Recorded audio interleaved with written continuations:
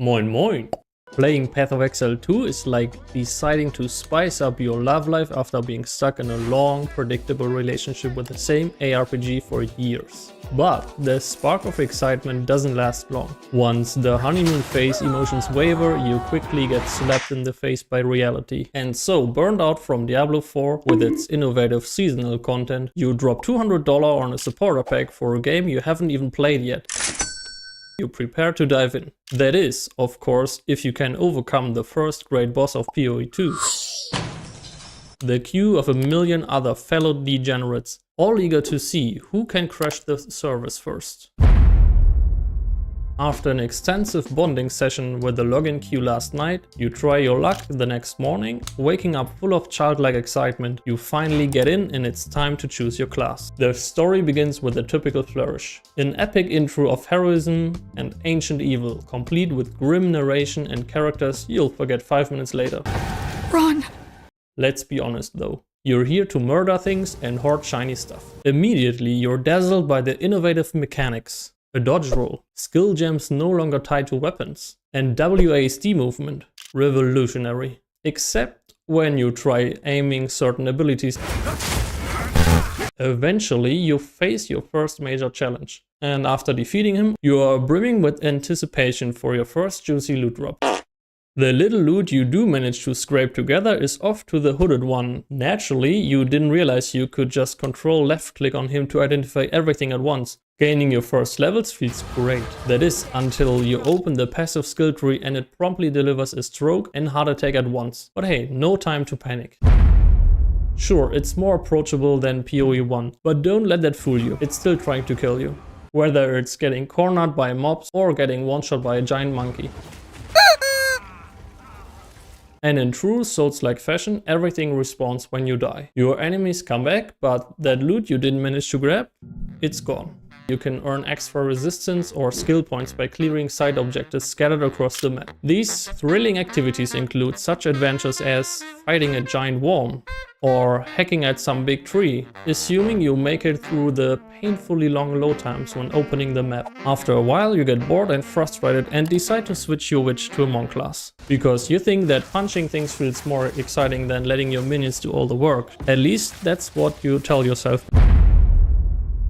Ah yes, Act 2, the mandatory desert act of every ARPG. It's as if this is some kind of universal unwritten law of nature. Here, between losing yourself in the passive skill tree and praying for meaningful gear upgrades, you start to wonder if your character is cursed. You'll die. A lot, mostly during boss encounters. Case in point, those two bird bosses. You decided to stick with melee because punching things sounded fun, but these birds are here to teach you otherwise. By the time they've done dive bombing you into the ground, you've rage quit your monk and rebuild it into an archer. Adding insult to injury is the relentless wave of nerfs rolling in during the first few weeks post-launch. Just when you thought your constant freeze build was the one thing keeping you alive, it's promptly obliterated by GGG. You're not even mad.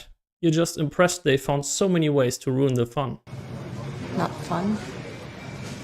Not fun how?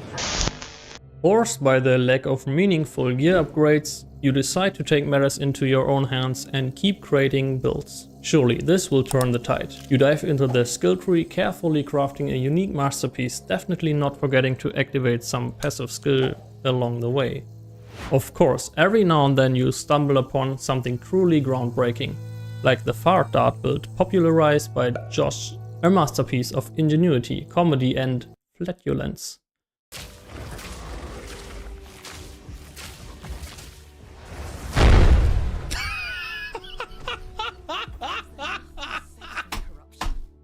And so you live in constant fear of the developers and start thinking about quitting the game. But the $200 you spent on the supporter pack haunts your conscience. So what now? Respeccing your skills sounds like a logical next step, but there's a catch. The costs are astronomically high, and you've already spent all your hard-earned gold gambling on items that turned out to be marginally worse. You're broke and feeling useless.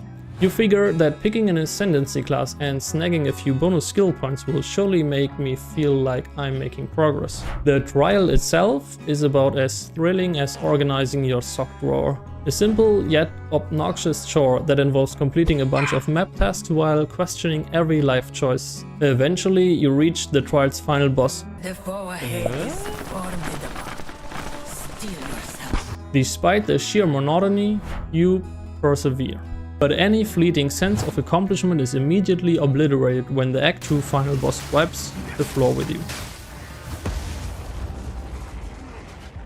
Turns out, dumping all your passive skill points into a fence might just have been a tactical error. You feel like the reason for your failure, however, is not lack of skill on your end, but the abysmal drops. The bright side, at least this makes a loot filter completely unnecessary. But you start wondering, maybe you're supposed to craft your way out of this misery. So armed with the precious handful of crafting materials you've collected, you dive headfirst into the deep crafting system. And 5 minutes later, you've successfully bricked half of your inventory and run out of crafting items. All in all, crafting starts to feel like nothing more than identifying items, but with extra steps. Sure, in hindsight you could have picked up every random piece of gear with sockets and recycled them to at least get that precious artificer orb. And now you're starting to feel the creeping frustration. It's not time to vent on Reddit just yet. Not until you've truly suffered. Act 3 adheres to the sacred traditions of ARPGs. It dumps you into a swampy jungle biome that's both visually dense and completely soul-crushing. But as a seasoned Diablo 2 veteran, you feel oddly nostalgic. That's a trap, right? That's 100% a trap. Something's gonna jump me. Okay, never mind. Eventually you hit a milestone. You unlock new skills with higher level skill gems, except they're completely ineffective.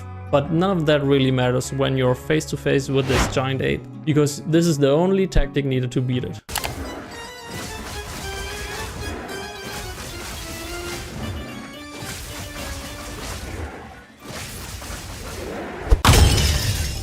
Now, it's during this grueling process, roughly 20 hours into your adventure, that you make an astonishing discovery.